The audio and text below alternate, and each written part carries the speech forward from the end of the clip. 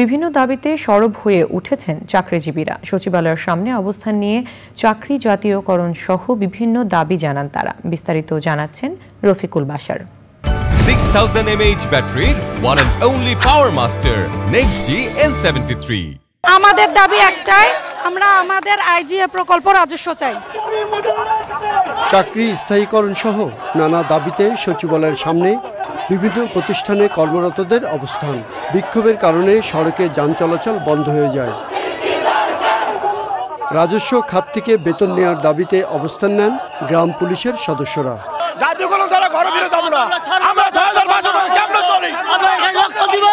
মহিলা ও শিশু বিষয়ক মন্ত্রণালয়ের অধীনে জাতীয় মহিলা সংস্থার বাস্তবায়নাধীন তথ্য আপাদের দাবি প্রকল্প রাজস্ব করা।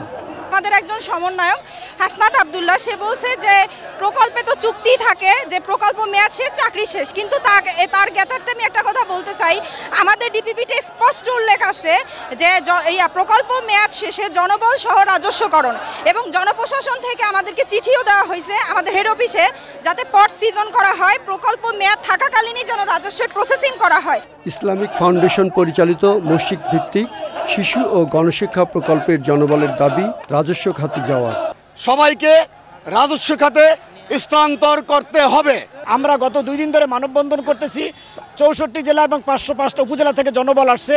যতদিন পর্যন্ত আমরা রাজস্ব খাতে না যাব ততদিন আমাদের আন্দোলন চলবে। আছে নিখোঁজ স্বজনদের খোঁজ নেয়ার দাবিও।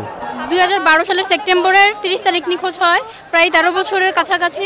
আমাদের দাবি একটাই, আয়নাঘর যেন ভেঙে দেয়, সব লোকজন যেন ওইখান থেকে বের করে দেয়। আমাদের স্বজনদের মুক্তি দেওয়া হোক। অনেকদিন যাবত বাবাকে পাই না, আমরা বাবার আদর থেকে বঞ্চিত। এখানে সবাই আছে, অনেকেই আছে, সবাই স্বজন হারা, সবাইকে যেন মুক্তি দেওয়া হোক, এটাই আমাদের একমাত্র দাবি।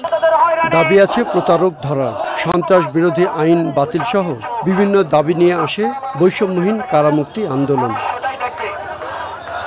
স্লোগানে স্লোগানে মুখর সচিবালয়ের সামনে বিভিন্ন চাকরিজীবীরা এসেছেন তাদের দাবি নিয়ে। সবারই এক দফা দাবি, কেউ চাচ্ছেন স্বজনদের খোঁজ।